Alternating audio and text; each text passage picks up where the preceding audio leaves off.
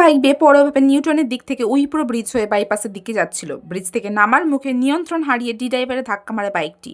সেই সময় বাইকে দুজন ছিল, একজন ছিটকে যায় আর একজন গুরুতর আহত অবস্থায় উদ্ধার করে বিধাননগর মহকুমা হাসপাতালে নিয়ে যায়।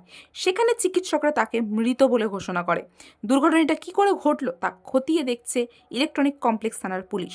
মৃত যুবকের নাম নেহার বর্মা, যার বাড়ি বৃন্দাবন গার্ডেনে, বয়স আনুমানিক 26 বছর।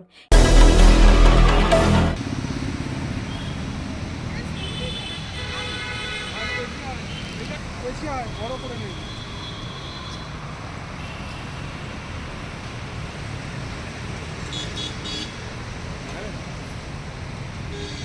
মরে যাবে।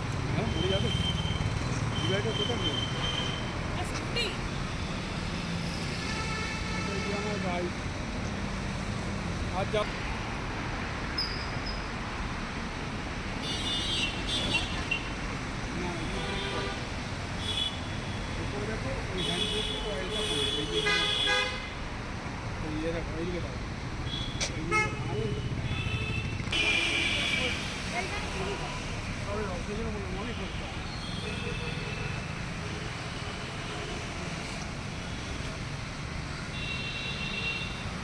ক্যামেরায় জয়ের সাথে আমি রিঙ্কি, নিউজ কলকাতা 24।